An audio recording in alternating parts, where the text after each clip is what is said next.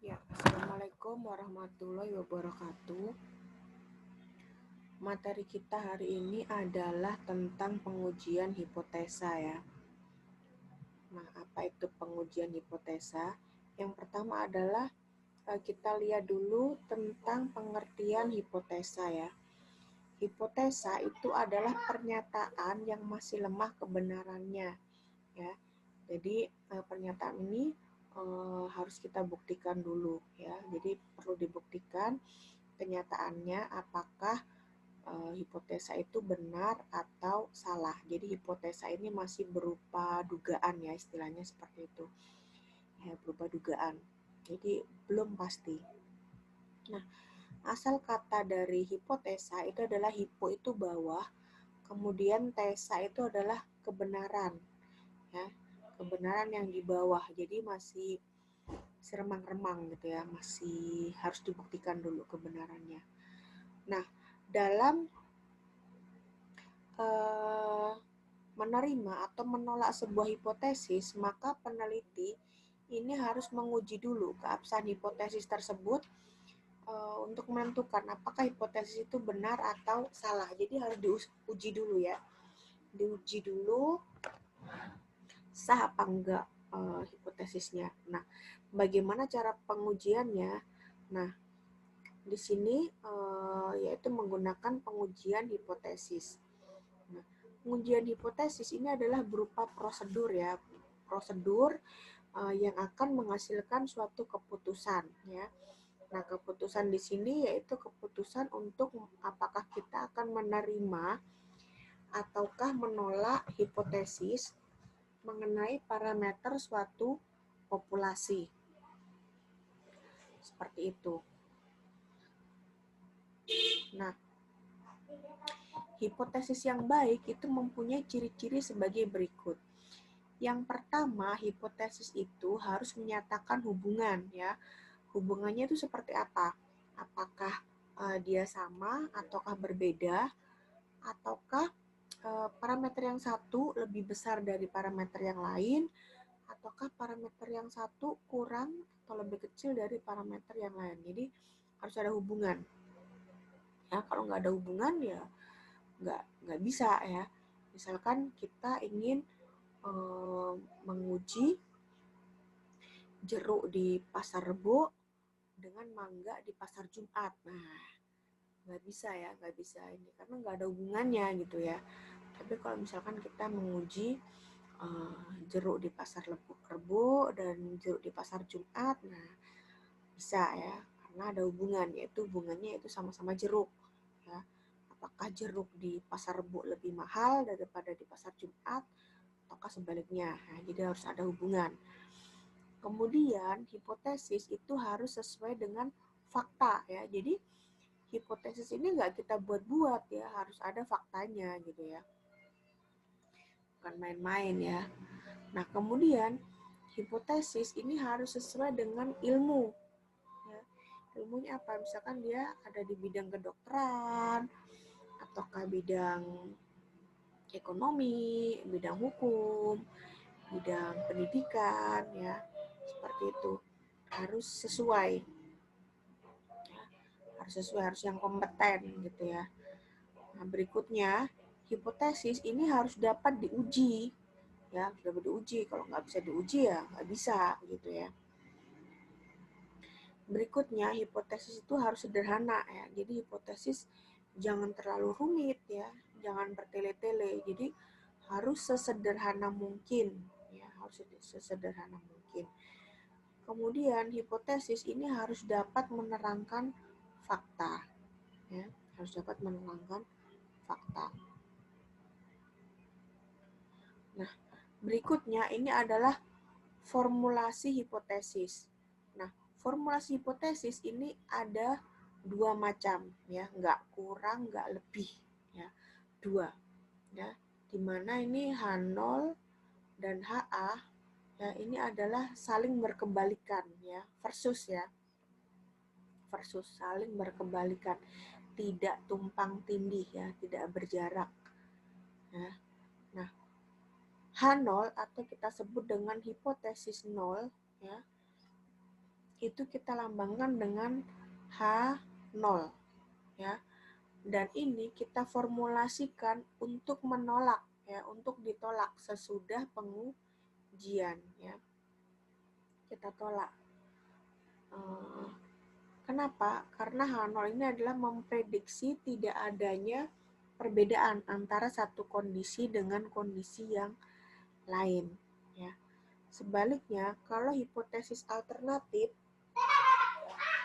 atau HA, atau di buku yang lain ada juga yang menyebutnya dengan H1 ya. Ini adalah hipotesis yang akan kita terima ketika kita menolak hipotesis H0 ya, atau sebaliknya ya. Kalau H0-nya diterima, maka H alternatif HA yang kita tolak. Tapi kalau H0 ditolak, berarti HA-nya yang diterima ya. Jadi bolak-balik gitu ya. Salah satu, nggak mungkin diterima keduanya atau ditolak dua-duanya ya. Jadi harus ada yang ditolak, harus ada yang diterima. Nah, hipotesis alternatif ini adalah untuk memprediksi adanya perbedaan antara satu kondisi dengan kondisi yang lain gitu ya. Jadi kebalikan, kalau H0 itu tidak ada perbedaan, kalau HA itu adalah ada perbedaan.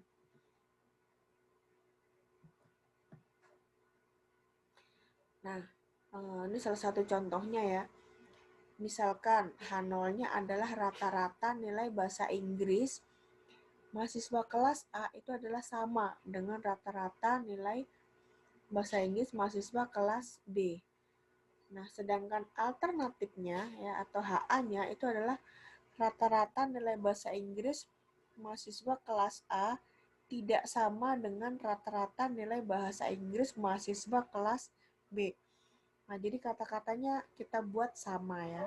Kenapa sama? Untuk menyatakan hubungan.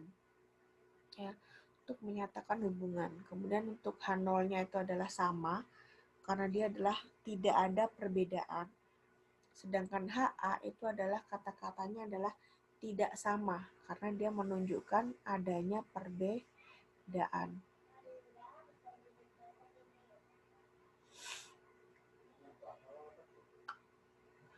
Nah, kemudian langkah-langkah dalam pengujian itu yang pertama adalah kita formulasikan dulu hipotesisnya ya, atau H0-nya. Nah,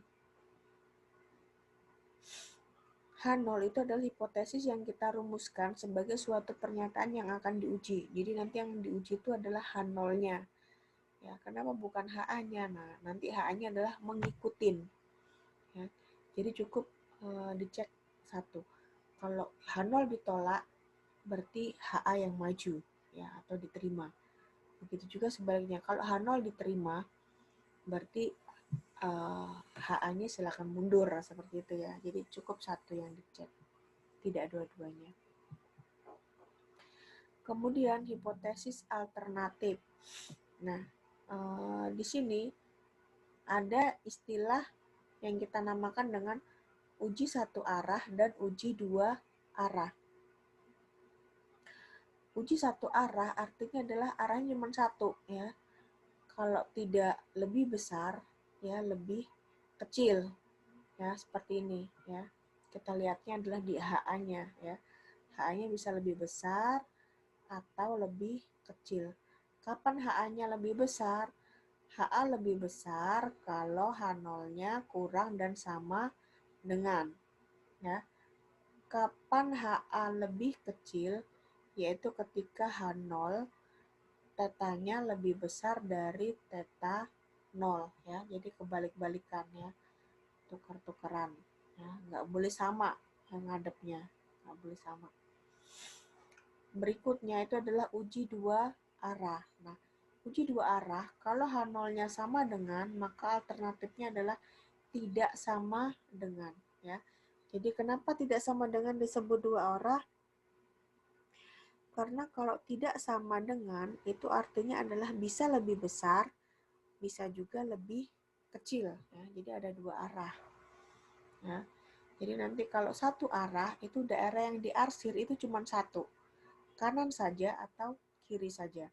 Tapi kalau dua arah itu daerah yang diarsir itu ada dua, yaitu kanan dan kiri. Daerah arsiran itu adalah daerah untuk penolakan H0 ya, atau kita sebut dengan daerah kritis. Kalau lebih besar, nah ini lebih besar, maka dia dikatakan uji pihak kanan ya. Jadi ngelihatnya yang lancipnya di kanan berarti dia ngadep kanan. Lancipnya di kiri berarti dia ada di kiri ya, uji pihak kiri ya. Kita lihat gambarnya ya nanti di bawah ya. Oke, kita lihat dulu. Nah, ini ya merumuskan hipotesa. Jika H1 atau H alternatif ini menyatakan harga parameternya tidak sama dengan harga yang dihipotesisnya, maka pengujian ini kita sebut dengan uji dua pihak atau uji dua arah ya. Maka kita dapatkan daerah kritisnya masing-masing ini ya, kiri dan kanan, ini daerah arsiran. Nah, daerah arsiran ini kita sebut dengan daerah kritis atau daerah penolakan H0, di mana dalam uji dua pihak, karena daerah kritisnya ada dua, maka alfanya kita bagi dua, yaitu setengah-setengah. Nanti hasil perhitungan kita ya, kita sebut dengan uji statistikanya, kalau dia berada di daerah putih, maka H0-nya kita terima. Ya. Kenapa? Karena dia berada di daerah penerimaan H0.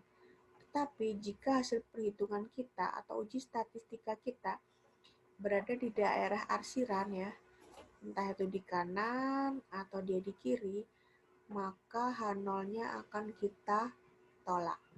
Seperti itu.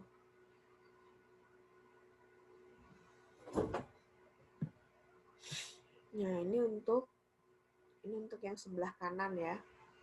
Ya, ini adalah uji pihak kanan, yaitu kalau harga parameternya lebih besar dari harga yang dihipotesiskannya ya. Jadi ngadep ini ya, ngadep yang runcing di kanan ya.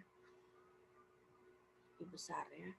Ini daerah kritis atau daerah penolakan, ini adalah daerah penerimaan ya. Sama. Kalau hasil perhitungannya ada di sini, berarti dia diterima. Kalau perhitungannya ada di sini, berarti dia ditolak. Seperti itu. Nah, ini adalah daerah uji pihak kiri ya. Sama kayak tadi ya. Ini daerah kritis ya, penolakan H0. Ini adalah daerah penerimaan ya. Daerah kritis ini adalah sebesar alfa ya. Jadi tidak kita bagi lagi ya. Hanya yang dua pihak yang kita bagi dua. Yang lebih besar atau lebih kecil tidak. Ya, seperti itu. Kemudian kita balik lagi ke ya sini. Nah, ketika kita memutuskan untuk menolak atau menerima hipotesis, ini tadi kan hipotesisnya kan tidak pasti ya. Tidak pasti, kita hanya menduga saja ya. Menduga saja berdasarkan perhitungan kita ya, hasil analisa kita. Nah, di sini bisa jadi ya, bisa ada kemungkinan terjadi kesalahan ya, itu mungkin sekali ya. Nah, dalam pengujian statistik ini kesalahannya ada dua macam, yaitu kesalahan jenis 1 dan kesalahan jenis 2. Kesalahan jenis 1 yaitu kesalahan ketika kita menolak H0 yang benar. Jadi kita kan punya H0-nya benar gitu ya. Kalau H0-nya benar ini kan harusnya diterima. Tetapi ternyata setelah kita hitung gitu ya, kita analisa, itu kita memutuskan untuk menolak H0 ya, padahal dia benar, harusnya diterima tapi kita tolak. Nah, di sini kita telah melakukan kesalahan gitu ya. Nah, kesalahan ini kita sebut dengan kesalahan jenis 1. Ya, kesalahan jenis 1 ya. Di sini kesalahannya tidak terlalu berat ya, dibandingkan dengan kesalahan jenis 2. Nah,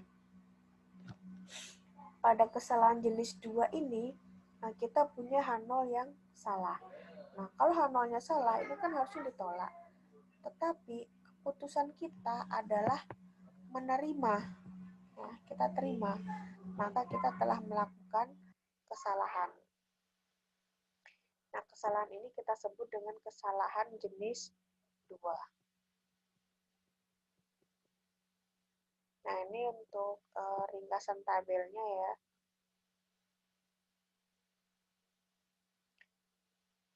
Oke, ketika keadaan sebenarnya adalah hipotesis ini adalah benar, kemudian ini adalah kesimpulan yang kita ambil ya.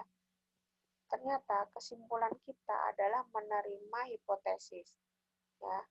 Sehingga terjadi kita menerima hipotesis dari hipotesis yang benar. Nah, di situ maka keputusan yang kita ambil ini sudah tepat ya, atau sudah benar. Sebaliknya, kalau hipotesisnya benar tetapi kesimpulannya adalah kita menolak hipotesis tersebut, maka keputusan yang kita ambil adalah keputusan yang keliru. Nah, di sini kita telah melakukan kesalahan tipe 1. Kesalahan tipe 1 ini kita lambangkan dengan alfa. Nah, bagaimana jika keadaan sebenarnya itu adalah hipotesisnya salah? Nah, ketika hipotesisnya salah, kemudian kesimpulannya kita menerima hipotesis tersebut, maka di sini kita juga telah melakukan kekeliruan ya.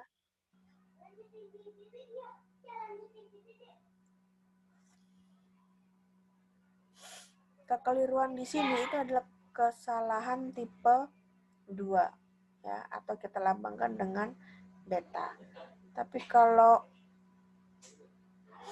hipotesisnya salah dan kesimpulannya kita tolak, maka kita telah mengambil keputusan yang benar, seperti itu ya. Nah, contohnya kesalahan tipe 1 dan kesalahan tipe 2 nih gimana sih? Nah, misalkan ada 2 orang calon karyawan, katakanlah A dan B, mengajukan lamaran ke perusahaan C misalkan ya. Nah, karyawan A ini adalah dia mempunyai sifat yang sangat jujur dan rajin gitu ya, sangat jujur dan rajin, berbeda dengan karyawan B. Nah, karyawan B ini dia adalah anak seorang pejabat ya, jadi dia punya kuasa, tapi dia punya sifat yang buruk. Dia adalah seorang koruptor gitu ya. Ternyata setelah dianalisa gitu ya oleh personalnya mempunyai dugaan bahwa karyawan A itu lebih baik dari karyawan B gitu ya. Setelah dianalisa ternyata kesimpulannya adalah karyawan B lebih baik dari karyawan A, sehingga personalnya ini menerima karyawan B dibandingkan dengan karyawan A. Nah, apa yang terjadi? Nah, di sini adalah kita telah perusahaan C telah melakukan kesalahan ya, yaitu dia adalah menolak hipotesis, menolak bahwa pegawai A itu adalah calon pegawai yang jujur, yang baik ya. Maka dia telah melakukan kekeliruan. Nah, jika dia tidak mendapat karyawan yang baik, itu tidak terlalu pengaruh ya. Perusahaan ini nggak pengaruh. Beda sebaliknya ketika dia menerima karyawan B tadi ya, menerima karyawan B harusnya ditolak, dia malah terima, maka dia telah melakukan kesalahan tipe 2, yaitu dia menerima koruptor ya sebagai karyawannya. Ya. Kebayang nggak ya perusahaannya kayak apa gitu ya, cepat bangkrutnya gitu ya. Karyawan yang baik ditolak, karyawan yang buruk diterima gitu ya. Kira-kira seperti itu. Kemudian alfa itu kita kenal sebagai taraf signifikan ya, atau taraf nyata atau taraf kebermaknaan ya. Nah, umumnya alfa ini diambil 1%, 5%, atau 10%.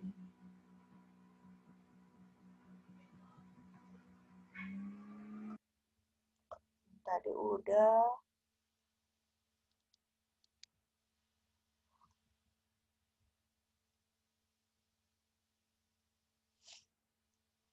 Nah, dalam menentukan taraf nyata itu adalah batas toleransi kita dalam menerima kesalahan dari hasil hipotesis terhadap nilai parameter populasinya. Ya. Nah, taraf nyata ini biasa kita lambangkan dengan alfa, ya, yaitu besarnya bisa 1%, 5%, dan 10%. Ya. Dalam bidang-bidang tertentu itu biasanya misalkan di bidang kedokteran gitu ya, maka alfa yang kita pakai itu biasanya yang kecil ya, 1% gitu ya. Jadi misalkan ingin menguji apakah suatu jenis obat baru itu adalah lebih efektif dibandingkan jenis obat yang lama gitu ya. Nah, ini alfanya biasanya kita ambil yang kecil ya, 1%. Kenapa? Jadi dari 100 orang ini yang pengaruhnya, yang tidak berpengaruh itu adalah 1% gitu ya. Jadi kalau lebih dari 1% itu maka penduduknya harus rapid semua gitu ya. Tapi kalau kurang dari lebih dari 1% itu diperbolehkan gitu ya. 1%, 5%, 10%, yang paling sering dipakai itu adalah 1 dan 5 gitu ya.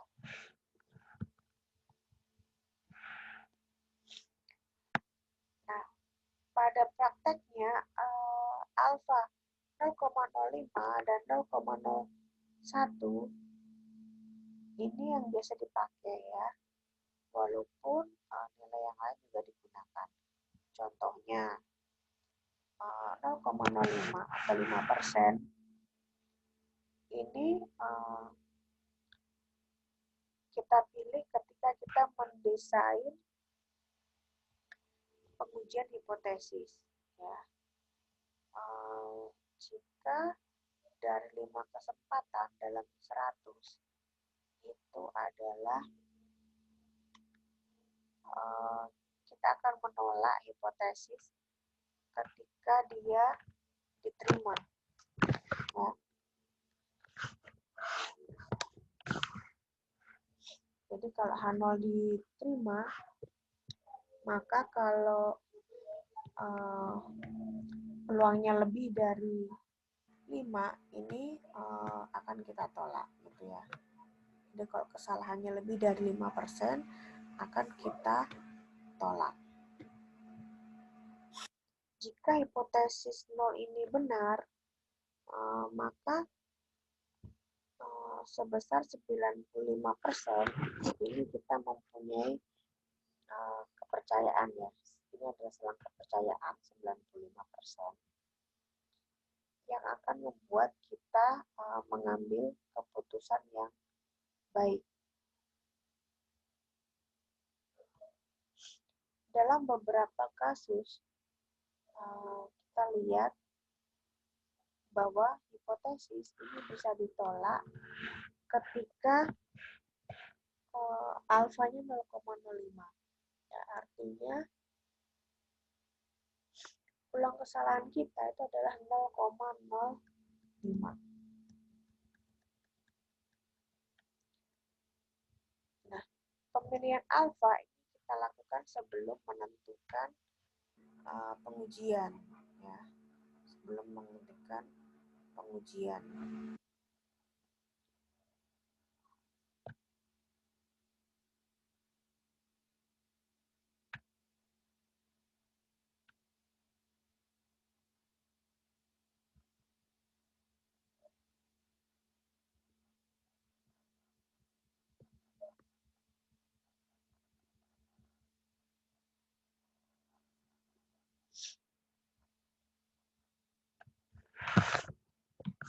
Berikutnya dalam menentukan kriteria pengujian.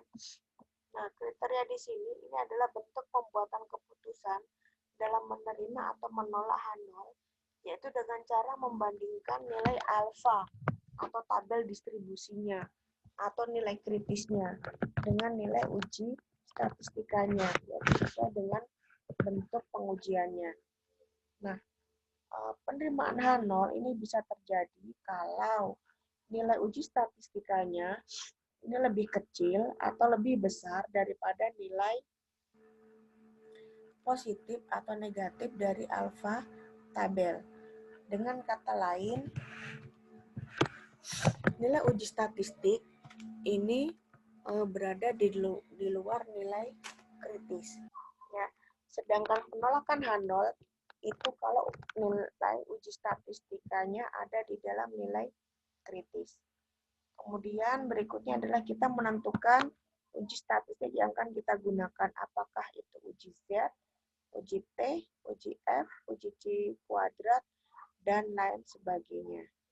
Nah, kemudian kita akan membuat kesimpulan dalam hal penerimaan ataukah penolakan H0.